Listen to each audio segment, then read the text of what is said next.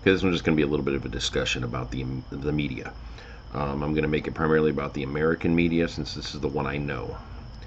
I'm sure it might apply to others, but I'll stick with what I know. When exactly did the media morph into what it is now? Once upon a time, it reported the news. It was an unbiased medium that literally just put the facts out there and let people know what was going on. And if, at the time, a newspaper, or eventually radio, and then television and such, if they were wrong, they lost their credibility, they would lose their readership, and they'd pretty much go under.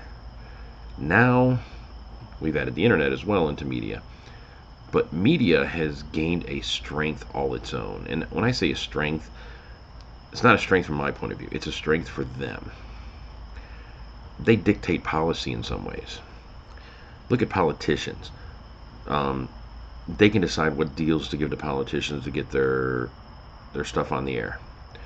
And if media was truly unbiased, they wouldn't let these stupid ass smear campaigns go up there where you literally get, oh, candidate A is nothing but garbage for all of these reasons. And this is supported and recognized by candidate B.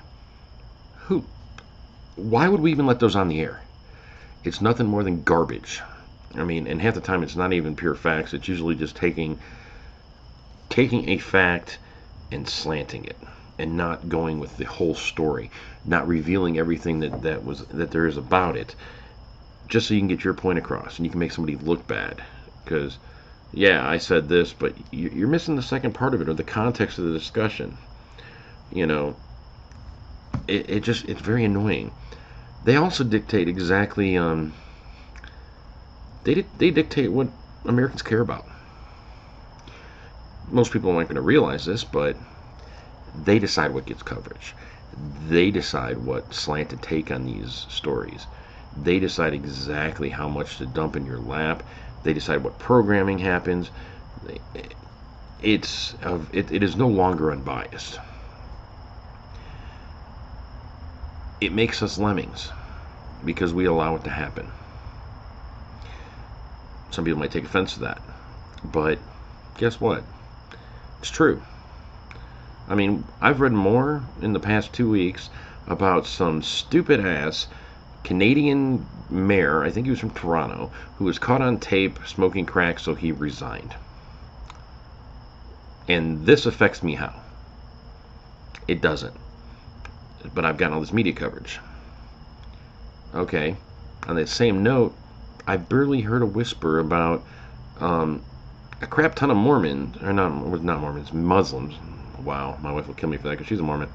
But a crap ton of Muslims that were massacred in Borneo. When it comes to degrees of wrong, I think I'd want to hear more about Borneo than I ever would about some crack-happy mayor of Toronto, of all places. Why is this? Why don't I hear about Borneo, but I hear about Justin Bieber and Miley Cyrus like there's no tomorrow? I hear about the Kardashians. I don't hear about important people. I don't hear about cultural people. Where are all our ex-presidents at right now? You know, there's a number of them living. Where are they at?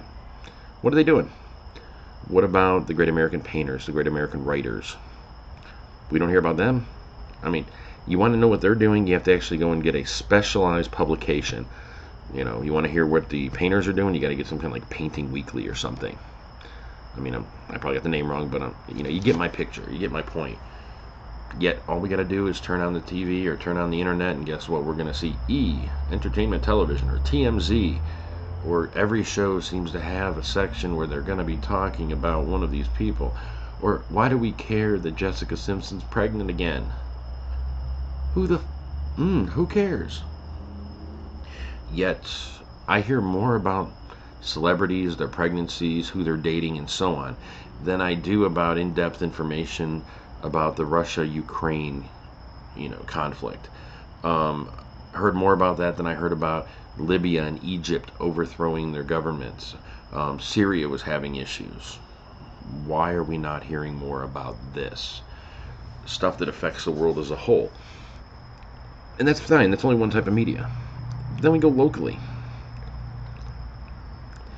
you only get two kinds of stories when you're talking about local. You get the bad ones. Oh, this tragedy occurred, which is going to be compared to some national tragedy, of course. And you hear about fluff. You don't hear anything good. You don't hear about good projects going on unless there's a controversy, with them. It boggles my mind how we, the American people, have allowed so many bad things to happen to us without ever recognizing that it's occurred. We have a cancer. That's the only way to phrase it. There are various symptoms.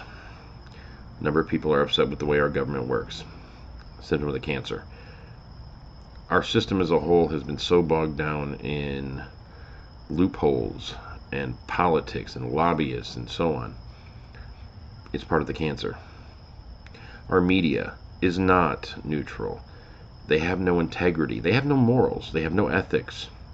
I mean, hell, if they get something wrong, they have to, print a retraction or record a retraction. What actually happened to, proper photojournalism or proper journalism, proper ethics, proper reporting?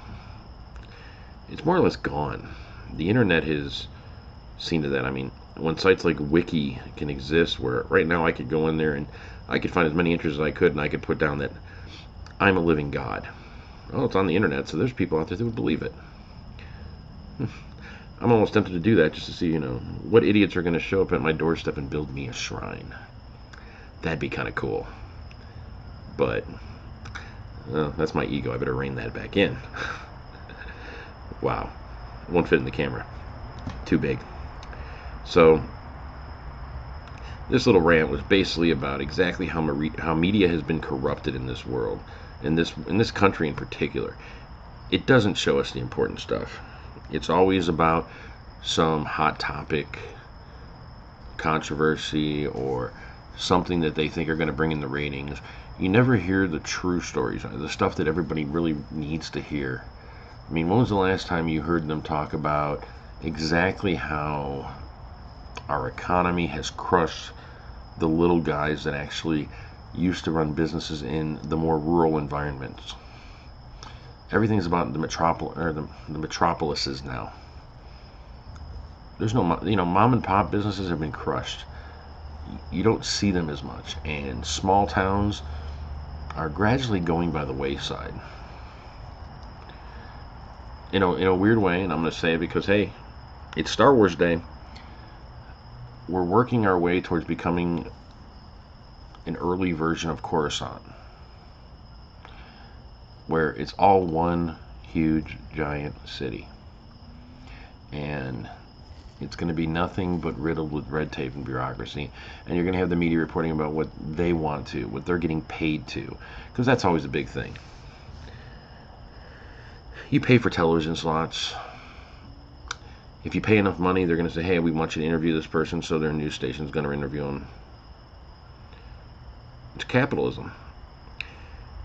Back in the day, Russia stood against us back in the, when Reagan was around and such, and said that America is a capitalist society and they're trying to foist capitalism on everyone else. We said, you're lying. We were lying. We were wrong. Because this is as close as we're ever going to get to it. We've gone from capitalism to we're pretty much we're heading towards what I'm going to call a corporate oligarchy. I'm sure some people are going to go on and pull out their dictionaries on that. Corporate obviously means business. Oligarchy means that rule is by a small group of people or entities. We are getting to the point where George Carlin was right. George Carlin once made an American flag where he put up all of the logos of the companies that he said rule America. He may not have been right about the companies, but he was right about the concept. And guess what? We can do it again. And if we did it now, you'd be surprised what's up there, and you might be a little ashamed. And maybe that's what this country needs, is a little bit of shame, because then maybe we'd be able to actually dig our pride back out of the pit we buried at the bottom of our spine. Okay, this is starting to go to a different rant, so I'm gonna call it at that. Hope you enjoyed it. If not, feel free to slam me all you want. I welcome it. Take it easy.